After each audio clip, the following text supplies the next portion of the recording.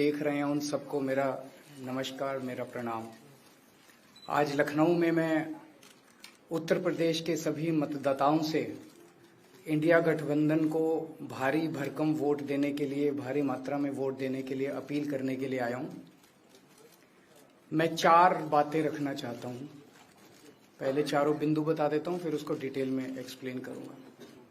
पहला ये कि ये चुनाव भारतीय जनता पार्टी, मोदी जी अपने लिए वोट नहीं, अमित शाह जी को प्रधानमंत्री बनाने के लिए वोट मांग रहे हैं। दूसरी बात, योगी आदित्यनाथ जी को अगर ये लोग जीत गए तो योगी आदित्यनाथ जी को 2 से 3 महीने के अंदर उत्तर प्रदेश के सीएम पद से हटा दिया जाएगा। नंबर 3, इन लोगों की पूरी तैयारी है, अगर ये लोग जीत गए तो संविधान को बदल के SC ST और OBC का रिजर्वेशन खत्म कर दिया जाएगा। और नंबर 4, जो आंकड़े अब देश भर से आ रहे हैं वो ये दिखा रहे हैं कि 4 जून को इंडिया गठबंधन की सरकार बनने जा रही है और NDA को और BJP को बहुत कम सीटें मिलने जा रही हैं। अब मैं अपने सबसे पहले पॉइंट पे आता हूं। जब 2014 में प्रधानमंत्री बने थे नरेंद्र मोदी जी, तो उन्होंने खुद एक रूल बनाया था कि भारतीय जनता पार्टी के अंदर और उनकी सरकारों में 75 वर्ष से ऊपर कोई भी व्यक्ति होगा तो उसको संगठन में और सरकार में किसी भी पद पे नहीं रखा जाएगा, उसको रिटायर कर दिया जाएगा। और उसका सबसे पहले उस रूल के तहत आडवाणी जी को और मुरली मनोहर जोशी जी को रिटायर किया गया था।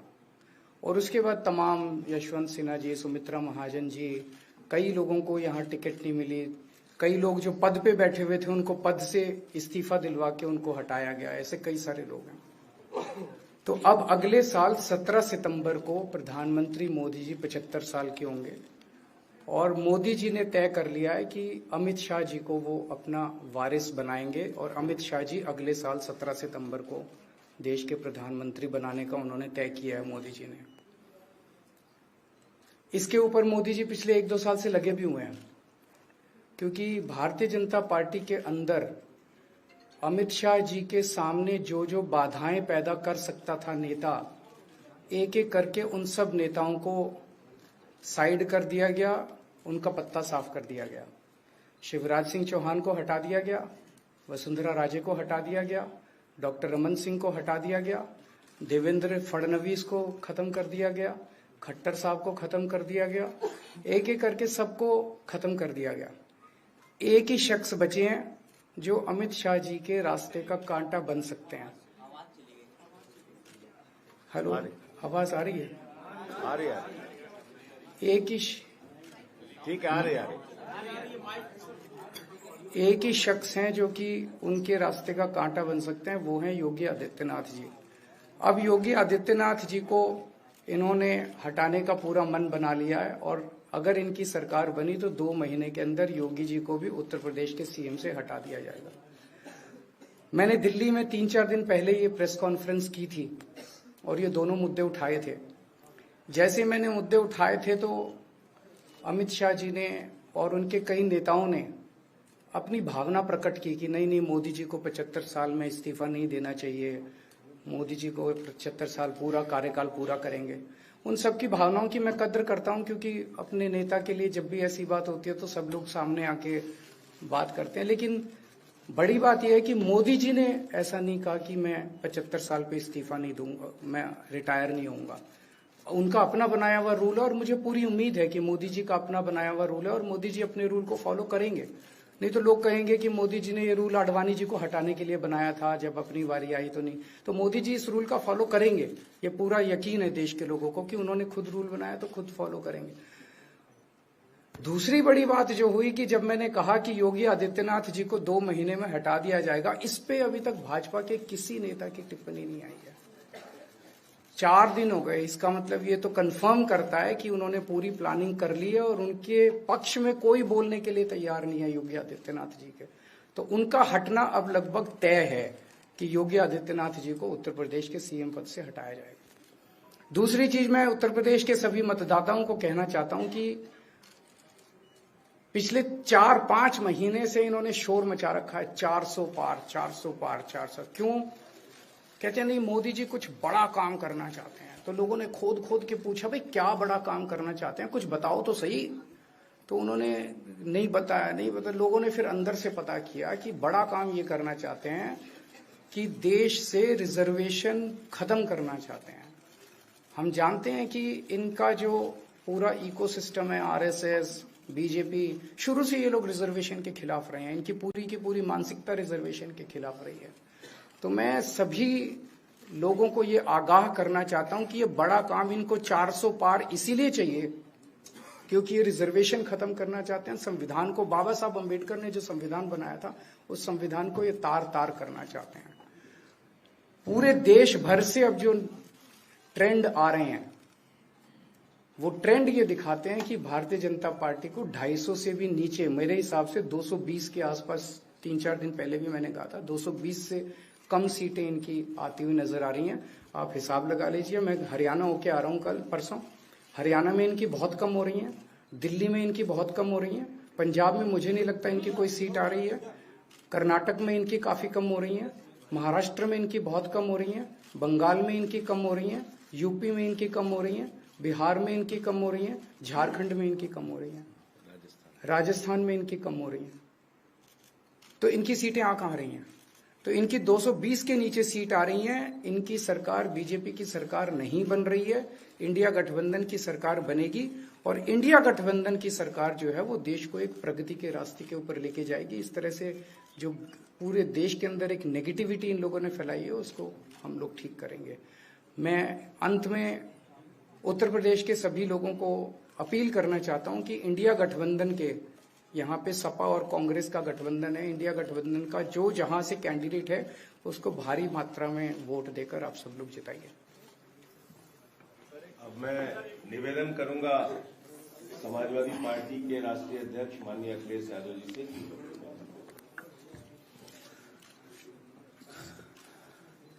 आदरणीय अरविंद केजरीवाल जी का मैं धन्यवाद देता हूं। उन्होंने बहुत महत्वपूर्ण बातें आपके सामने रखी हैं। जो देश का माहौल है और 4 चरणों में भारतीय जनता पार्टी चारों खाने चित्त हो चुकी है और उनके आंसुओं की नदी उफान में है। भारतीय जनता पार्टी जो 400 पार का नारा दे रहे थे, अब समझ में आया है 4 चरणों के बाद। वो बात तो ठीक है कि आरक्षण पे सबसे पहले हमला करेंगे, लेकिन 400 पार नारा इसीलिए दे रहे हैं कि 543 में 400 के बाद वो सीटें देख रहे हैं, तो वो केवल 143 बन रही हैं। तो वो स्वयं स्वीकार कर रहे हैं कि 143 से ज्यादा वो सीटें जीतने वाले नहीं हैं, क्योंकि 400 पार सीटें 143 ही बनती हैं और 140 करोड़ की जनता इस बार इन्हें 140 सीटों के लिए भी तरसा देगी।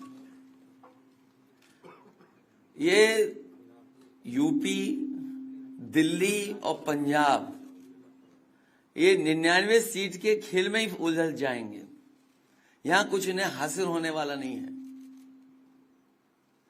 रोटी कपड़ा और मकान की तो लड़ाई हम लोग लड़ेंगे, लेकिन रोटी कपड़ा और मकान से पहले हमें संविधान बचाना है। संविधान बचेगा तो लोकतंत्र बचेगा और बाबा साहब भीमराव अम्बेडकर जी का दिया हुआ संविधान ये हमें अधिकार, हमें न्याय दिलाता है। भारतीय जनता पार्टी की इस साजिश को आम लोग समझ गए हैं और इस बार सबसे बड़ी हार भारतीय जनता पार्टी की होने वाली है। अभी तक तो हम ये कहते थे कि ब्रह्मांड का सबसे बड़ा झूठ बोल रही है। अब लग ये रहा है हारने के बाद ये ब्रह्मांड का झूठ का विद्यालय खोलेंगे, यूनिवर्सिटी खोलेंगे और वाइस चांसलर और डीन पहले से ही रिटायर होकर के वहां अपने आप नियुक्त हो जाएंगे। इसलिए देश को बचाने के लिए आदरणीय अरविंद केजरीवाल जी आए हैं। हम लोग का सहयोग और मदद करने के लिए आए। मैं इनका धन्यवाद देता हूं। और आप पार्टी, इंडिया गठबंधन, समाजवादी पार्टी, हम सब मिलकर के भारतीय जनता पार्टी को हटाने जा रहे हैं।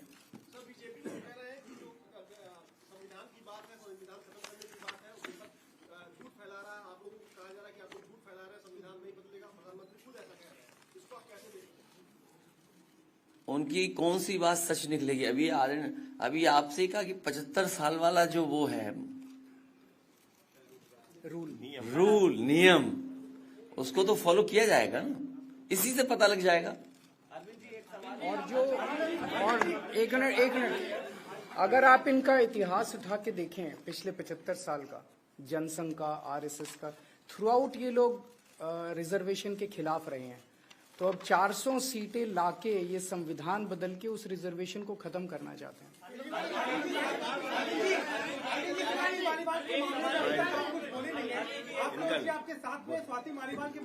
अरे उससे ज्यादा जरूरी और चीजें भी हैं, कागज हम निकाल लिए। भाजपाई किसी के सगे नहीं है,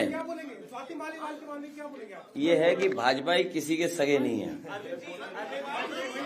और भाजपाई झूठे मुकदमे लगाने वाला गैंग है। हाँ बोल दो। बोल रहे बता रहे। हाँ मैं बोल रहा हूँ, एक सेकंड बोल रहा हूँ।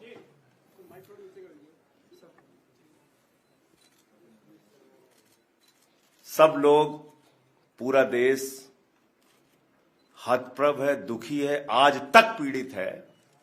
मणिपुर के अंदर एक कारगिल योद्धा की पत्नी को निर्वस्त्र करके घुमाया गया, सैकड़ों महिलाओं के साथ दरिंदगी हुई, भारत के प्रधानमंत्री खामोश रहते हैं।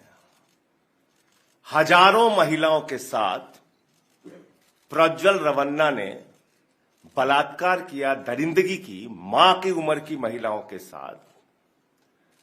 प्रधानमंत्री कहते हैं ये भारत को मजबूती देगा, इसी को वोट देना। ये भारत का भविष्य है प्रज्वल रवन्ना, उसको भगा दिया जाता है बीजेपी के द्वारा। पहलवान बेटियां जब जंतर मंतर पे लड़ रही थीं न्याय मांगने के लिए, तो यही स्वाति मालीवाल जो महिला आयोग की अध्यक्ष थीं, रात में उनके समर्थन में गई थी, पुलिस के लोगों ने घसीट के मारा था। हमने देखा यहीं उत्तर प्रदेश के अंदर कुलदीप सेंगर के मामले में, हाथरस के मामले में, देश के प्रधानमंत्री खामोश रहते हैं, एक शब्द नहीं बोलते। आम आदमी पार्टी हमारा परिवार है, पार्टी ने अपना रुख साफ कर दिया है, और मैं चाहता हूं जितने विषय मैंने आपके सामने रखे हैं, देश के प्रधानमंत्री और भारतीय जनता पार्टी को जवाब देना चाहिए। स्वाति मालीवाल के मामले में जवाब देना, जब वो पहलवान बेटियों के लिए जंतर मंतर पे न्याय मांगने गई थी स्वाति मालीवाल जी, उस समय घसीट के मरवाया पुलिस वालों से। तो इसलिए इस पे राजनीतिक खेल ना खेलें, मैं सिर्फ इतना कहना चाहता हूं। धन्यवाद।